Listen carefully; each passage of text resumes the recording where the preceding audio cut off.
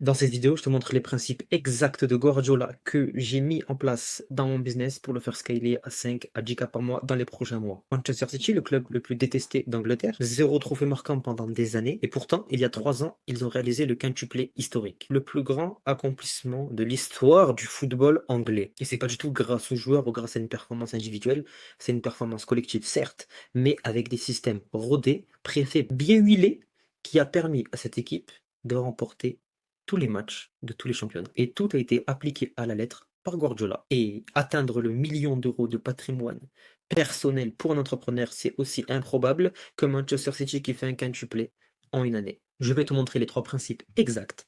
Et le troisième change tout. Et c'est exactement pour ça que les gens stagnent. Reste bien jusqu'au bout. Il y a un an tout pile, j'ai fondé Renderpeak. Renderpeak, c'est une agence basée sur le business model du drop servicing qui livrait aux agences immobilières des mock-up immobiliers. Le souci, c'est que cette agence-là, cette activité-là, malgré le fait que c'était du drop service, dépendait de moi. Ce moment-là, dans cette agence, je bossais à l'instinct. Alors certes, j'avais quelques tableaux de bord pour suivre quelques tâches dans cette activité-là, mais pas tout. J'avais pas réussi à traquer tous les éléments et toutes les activités que je faisais.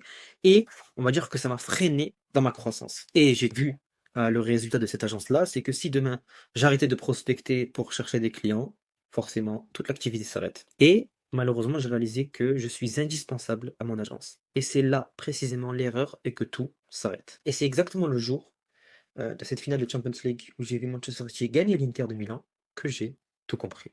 Ce jour-là, j'ai fait un bilan de toute la saison et le principe numéro un, vous le savez très bien, c'est le pressing collectif. Le principe numéro 2, c'est la possession du ballon. Et le principe numéro 3 très connu de Guardiola, c'est la conduction en espagnol. Donc c'est résister à la pression de l'adversaire. Et c'est justement le troisième qui va tout changer pour votre business. Pour le premier principe, quand Manchester City perd le ballon, on a toute l'équipe qui presse, qui fait un press, contre-pressing. Ok. Il y a deux possibilités. Soit elle fait un contre-pressing, soit elle se regroupe. Et derrière, il y a tout un système qui est fait, bien huilé, qui est prêt pour ce genre de situation. Donc l'adversaire est étouffé avant même de pouvoir respirer et toucher le ballon. Et là, le parallèle, c'est ton acquisition. C'est toi qui cours après les clients. C'est toi qui cours après les prospects un par un. C'est un seul joueur qui fait le pressing.